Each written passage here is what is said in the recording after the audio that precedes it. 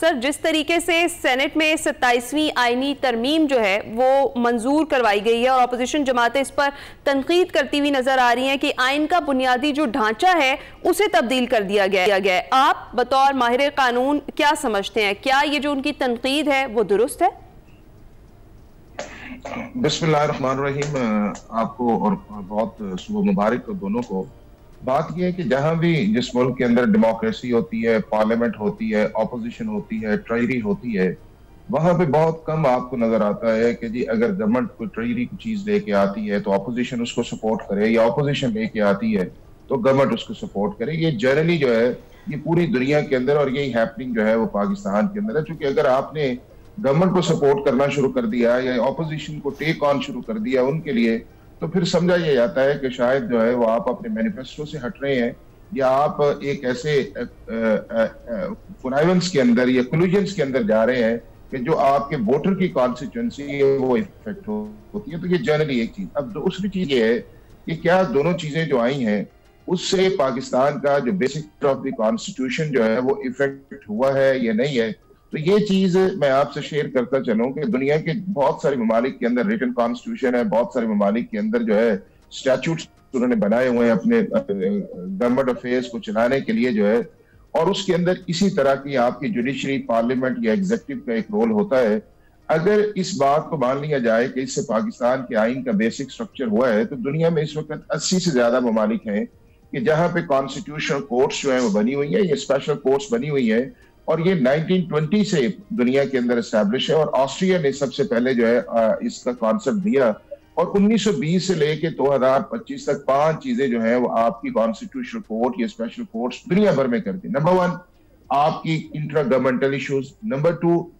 آپ کی advisory jurisdiction, number 3 enforcement of fundamental rights, number 4 کیا ہے پبلک انٹرسٹ لیٹیگیشن جو ہے، اور نمبر 5 جو ہے وہ آپ کے وہ کانسٹیٹیوشن یا پولیٹیکل میٹرز جو ہے جن کے انفورسمنٹ کے لیے جو ہے وہ آپ چلے جاتے ہیں۔ اب 1920 سے لے کے 2025 تک نہ اس جورسڈکشن کو ڈیکریز کیا گیا ہے، نہ اس جورسڈکشن کے اندر کہا گیا ہے کہ جو ریگولر ایپلیٹ ورک کسی بھی دنیا کی سپریم کورٹ کا ہے وہ اسی طرح انٹیکٹ ہے، کہ انہوں نے criminal matters, civil matters, tax کے میٹرز، اسپیشل لاز کے میٹرز، فیملی میٹرز، وہ تمام معاملات جو سیول رائٹ سے ریلیٹڈ ہے ان ساروں کا ایک علیحدہ فورم جو ہے وہ سپریم کورٹ کرتی ہے۔ اور دنیا میں کسی جگہ یہ آواز نہیں اٹھی کہ جی کانسٹیٹیوشنل کورٹ بنانے سے دوسری سپریم کورٹ کا اختیار کم ہو گیا ہے، کانسٹیٹیوشن بنانے سے آپ کا basic structure of the constitution جو ہے وہ ڈسٹرب ہو گیا ہے، اسپیشل کورٹ بنانے سے جو ہے کہ شاید سپریم کورٹ جو ہے سبسیوینٹ ہو گئی ہے۔ دنیا میں کسی جگہ علی پیرالل سپریم کورٹس تو چل سکتی ہیں، لیکن یہ نہیں ہو سکتا آپ ان کی اختیارات کے اندر جو ہے وہ ایسی چیز کو ڈال دیں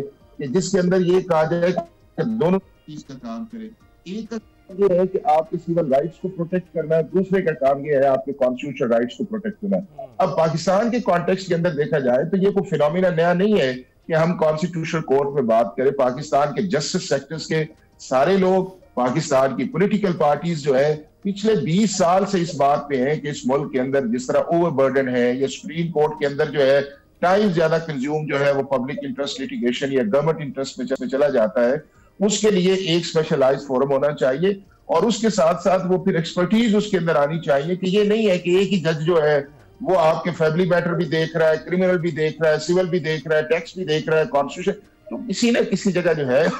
وہ آپ کا اسپیشلائز جو بینچ مارک دنیا نے بنایا وہ ہے۔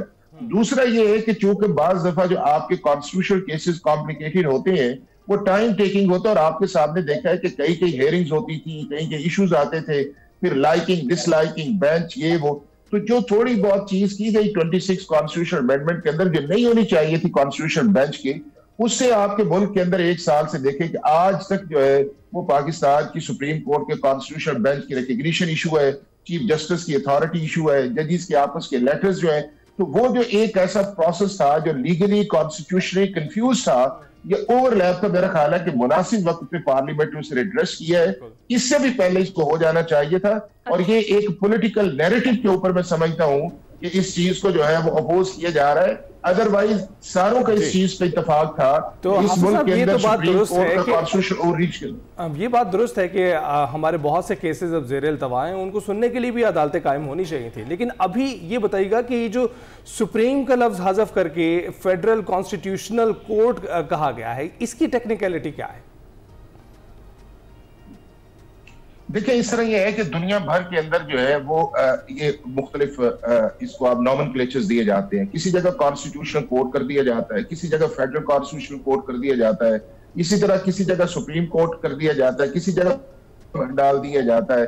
جتنے بھی دنیا کے اندر کانسٹیٹیوشنل کورٹس ہیں ان کا جنرلی جو نام ہے وہ فیڈرل کانسٹیٹیوشنل کورٹ ہے. چونکہ پاکستان بھی ایک فیڈرل ہے, اس کی فیڈریشن ہے, اس کے نیچے آپ کے فیڈریٹنگ یونٹس ہیں, تو اسی لیے اس کا نام جو ہے وہ فیڈرل کانسٹیٹیوشنل کورٹ دی. اور ابھی 73 میں سپریم کورٹ آیا تھا نہیں, اس سے پہلے 1956 کے کانسٹیٹیوشن کے اندر بھی آپ کی فیڈرل سپریم کورٹ تھی. یہ نہیں تھی کہ صرف سپریم کورٹ تھی, بٹ آپ نے اس کا 73 میں نام چینج کر کے سپریم کورٹ آف پاکستان کر دیا. اب یہ ہے کہ ایک کا نام آپ نے رکھ دیا فیڈرل کانسٹیٹیوشنل کورٹ اور دوسرے کا نام رکھ دیا سپریم کورٹ کی. اس کے ساتھ سے پاکستان آپ نے ہٹا دیا, اس کے ساتھ تو آپ نے کہا کہ سپریم نہیں لگے گا. تو میں یہ سمجھتا ہوں کہ بنیادی طور پہ دونوں کے فنکشن سیپریٹ ہے, کوئی اس کے اندر ڈپلیکیشن نہیں ہے, ریپلیکیشن نہیں ہے. ایک یہ کرے گی جو کانسٹیٹیوشنل کورٹ ہے کہ 199 جو آپ کی ریٹ جورسڈکشن ہے ہائی کورٹس کی, اس سے جتنے بھی میٹر آئیں گے وہ فیڈرل کانسٹیٹیوشنل کورٹ کی طرف چلے جائیں گے, اور ہائی کورٹ یا ڈسٹرکٹ کورٹ سے جتنے فیملی میٹرز ٹیکس ادھر جائیں گے.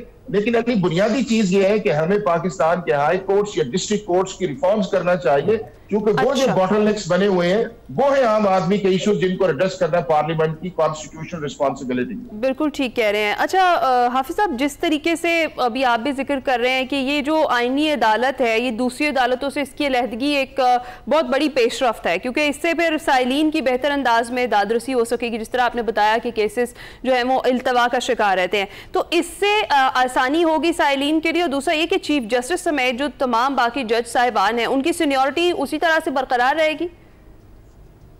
دیکھیں علی, 5 چیزیں جو ہے اس کے اندر بالکل چینج نہیں آئے گی. نمبر 1 یہ ہے کہ سپریم کورٹ کے ججز کی سینیورٹی انٹیکٹ رہے گی. نمبر 2 یہ ہے کہ سپریم کورٹ کا جو ایپلیٹ ورک ہے جو کانسٹیٹیوشن نے دیا ہوا ہے وہ انٹیکٹ رہے گا. نمبر 3 یہ ہے کہ سپریم کورٹ ان تمام میٹرز کے لیے فیصلہ کرنے کے اندر انڈیپینڈنٹ ہوگی, وہ subservient of federal constitutional court نہیں ہوگی. نمبر 4 یہ ہے کہ اس کے فیصلے جو ہیں وہ پورے پاکستان کے اندر اسی طرح لاگو ہوں گے جس طرح وہ پہلے سپریم کورٹ آف پاکستان کے طور پہ لاگو ہوتے تھے. 5ویں چیزیں یہ ہے کہ ان کے پاس ریویو کا پاور بھی اویلیبل ہے. اور فائنل چیز اس کے اندر یہ ہے کہ اس کا جو اپوائنٹمنٹ کا میکانزم ہے اس کو بھی چینج نہیں کیا گیا کہ ہائی کورٹ سے ججز جو ہیں وہ سپریم کورٹ میں بھی آ سکتے ہیں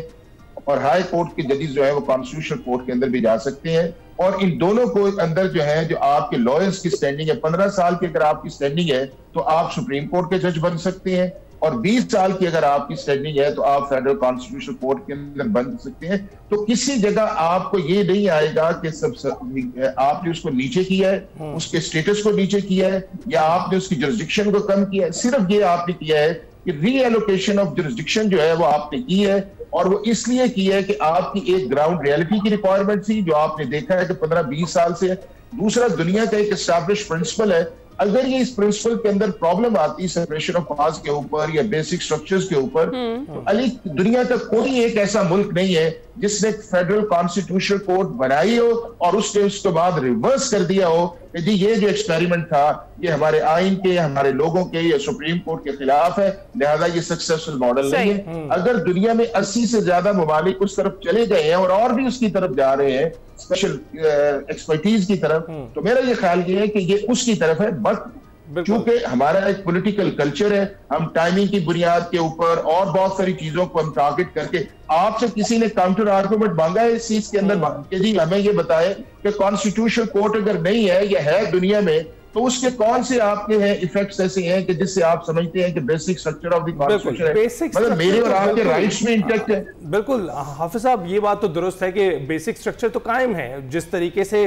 کوئی ترمیم ہونی چاہیے اسی طریقے سے ہو رہی ہے، اور ہم دیکھ رہے ہیں کہ مخالفت اپنی جگہ پر ہے، لیکن لوگ ووٹنگ بھی کر رہے ہیں، سینیٹرز ہیں، سینٹ سے اپروو ہوا ہے، آج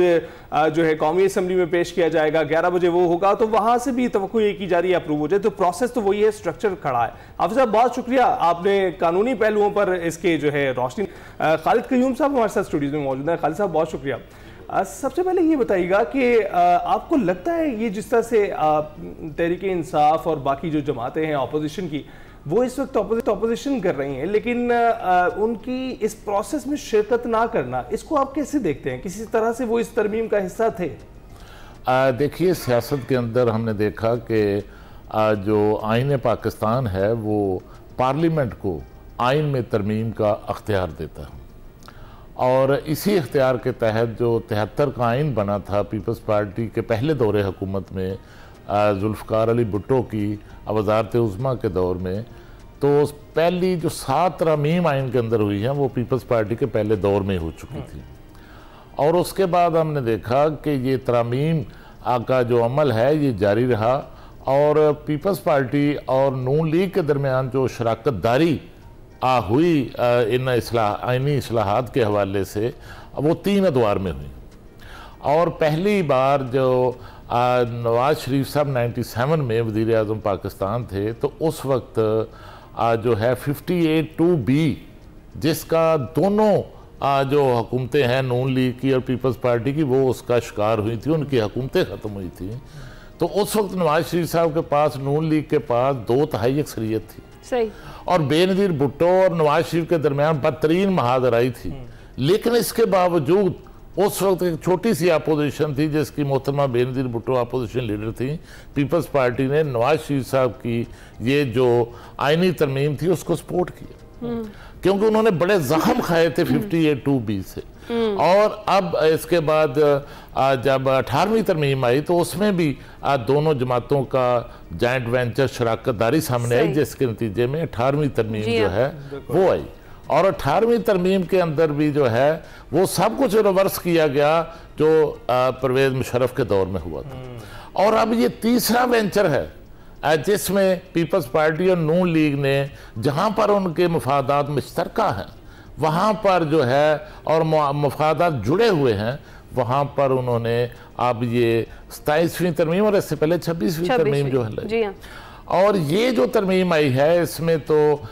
بظاہر لگتا ہے کہ یہ ترمیم سب سے زیادہ جو باری ثابت ہوئی ہے وہ عدلیہ پر ہوئی ہے، اور عدلیہ کا کہ جو جس طرح ظاہر ہے پیپلز پارٹی نون لیگ کی لیڈرشپ یہ کہتی ہے کہ یہ چارٹر آف ڈیموکریسی کا انفینشڈ ایجنڈا ہے،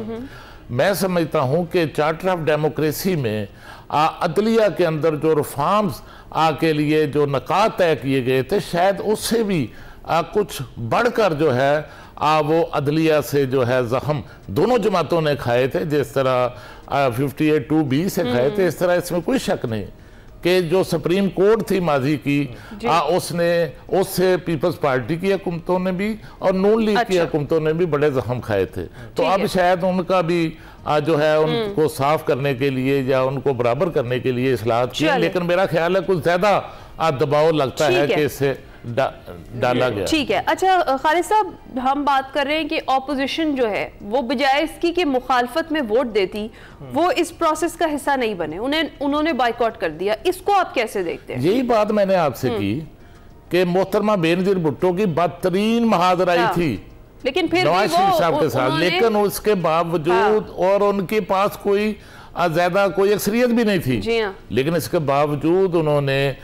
اس وقت تعاون کیا اور 52(b) کا خاتمہ کیا، اور جس کے نتیجے میں یہ ہوا کہ پیپلز پارٹی نے اس وقت پھر فروغ لغاری جس نے پیپلز پارٹی کی حکومت ختم کی تھی اس سے انتقام لیا، اس کو صدارت سے نکالا، تو میں سمجھتا ہوں کہ پی ٹی آئی کے لیے اب بھی کوئی راستہ بن سکتا ہے تو پارلیمنٹ کے اندر سے لیکن وہ تو یہ کہہ رہے ہیں کہ اب اس چیز کا تو وہ حصہ نہیں بنے, اس کا بائیکاٹ کر دیا, لیکن اب جو دیگر تحریک انصاف کے ساتھ سیاسی جماعتیں ہیں وہ بھی یہ کہہ رہی ہیں کہ ہم سڑکوں پر آئیں گے, اس کا اعلان انہوں نے کیا. کون سا راستہ آپ کے خیال میں بہتر ہے اور کس سے انہیں فائدہ مل سکتا ہے, یا کوئی مضبوط قسم کی تحریک چلا بھی پائیں گے اپوزیشن جماعتیں؟ دیکھیے پارلیمنٹ کا فلور تو ان کے پاس موجود ہے, ٹھیک ہے, پارلیمنٹ کے اندر تو وہ رول ادا کر سکتے ہیں, پارلیمنٹ کے اندر تو ان کو رول ادا کرنے سے کوئی نہیں روک سکتا, اور پارلیمنٹ میں ان کے رول کے نتیجے میں, ان کے ساتھ مذاکرات کے نتیجے میں جو 26ویں آئینی ترمیم تھی اس میں آئینی عدالت کا ایجنڈا مؤخر کیا گیا, اور پی ٹی آئی اور جے یو آئی کی جو تجویز تھی اس پر اس کو پھر آئینی بینچ میں بدلا گیا. تو اس طرح کا پارلیمنٹ کے اندر انگیجمنٹ کے ذریعے بھی کچھ نہ کچھ وہ حاصل کر سکتے تھے جو وہ نہیں کر سکتے. اور دوسرا جو آپشن ہے وہ احتجاج کا ہے, لیکن دیکھیں کہ کیا پی ٹی آئی جو ہے وہ پچھلے 2-2.5 سال کے اندر کوئی احتجاج کر سکتی ہے؟ ہاں احتجاج اس نے کیا ہے پی ٹی آئی نے, لیکن کے پی کے اندر کیا ہے, جلسے کیے ہیں لیکن بلوچستان کے اندر پشین میں کیے ہیں. دیکھیے جب تک پنجاب کے اندر پی ٹی آئی کوئی ایکٹیویٹی نہیں کرتی, کوئی احتجاج نہیں کرتی, کوئی بڑا پاور شو نہیں کرتی, اس وقت میں نہیں سمجھتا کہ کوئی بڑی جو ہے وہ پی ٹی آئی جو ہے وہ سڑکوں پر آ کر کوئی نتائج حاصل کر سکتے. بالکل خالد صاحب, دو ہی راستے ہیں ان کے پاس, یہ مذاکرات کریں گے یا احتجاج کریں گے. احتجاج کے بارے میں آپ نے بتا دیا, مذاکرات کی کون سی آپ دیکھتے ہیں کہ راہ ہموار ہے یہاں پر؟ کیونکہ ہمیں دکھائی دیتا ہے کہ حکومت جو ہے اس قدر سنجیدہ نہیں ہے, دعوت ضرور دیتی ہے وہ آ کے مذاکرات کرنے کی, لیکن کیا آپ کو لگتا ہے کہ پی ٹی آئی کے پاس یہ آپشن موجود ہے؟ اور راجہ پرویز اشرف کی تقریر ابھی ریسنٹلی, ان کا یہ کہنا تھا کہ جو شور شرابہ کرنے والے پارلیمان میں موجود ہیں یہ اگلے الیکشنز میں نہیں ہوں گے. تو آپ کو لگتا ہے کہ ابھی فلور ہے, ابھی تو ان کے پاس فورم موجود ہے, آئندہ آنے والے انتخابات میں وہ فورم بھی نہیں رہے گا؟ دیکھیے اس میں کوئی شک نہیں کہ یہ جو 26ویں آئینی ترمیم ہے اور اس کے بعد یہ جو 27ویں آئینی ترمیم آئی ہے, اس دونوں ترامیم نے پی ٹی آئی کا جو سفر ہے اس کو طویل کر دیا, اور سفر ان کا لمبا ہو چکا ہے, اور اب ان کو جو ہے اس حوالے سے پی ٹی آئی کی قیادت کو راستے نکالنے ہوں گے. ماضی میں بھی اس سے بڑی طویل پیپلز پارٹی نے 11 سال ضیاء الحق دور میں جد و جہد کی, لیکن بالآخر جو ہے وہ راستہ نکلا تھا کہ محترمہ بینظیر بھٹو جو ہے وہ پاکستان آئیں, اور دیکھا آپ نے کس طرح وہاں پر پھر تبدیلی آئی. تو یہ جد و جہد کا جو عمل ہے یہ احتجاج کے ساتھ ساتھ پارلیمنٹ کے اندر اور پارلیمنٹ کے باہر دونوں مقامات پر میں سمجھتا ہوں کہ سیاسی جماعتوں, خاص طور پر اپوزیشن جماعتوں کو اپنا کردار جو ہے وہ ادا کرنا چاہیے, اور اس کے نتائج جو ہیں وہ ماضی میں بھی ہم نے دیکھا کہ ہر دور میں نکلتے آئے ہیں. تو اس قدر پی ٹی آئی کو مایوس نہیں ہونا چاہیے, انہیں پارلیمنٹ کے اندر بھی سیاست کرنی چاہیے, پارلیمنٹ کے باہر بھی کرنی چاہیے. بالکل ٹھیک, بہت شکریہ خالد قیوم صاحب ہمارے ساتھ اسٹوڈیو سے. کرنٹ جو پولیٹیکل سچویشن اس پر ہم بات کر رہے تھے. ابھی ہم جائیں گے بریک پر, آپ کہیں مت جائے گا.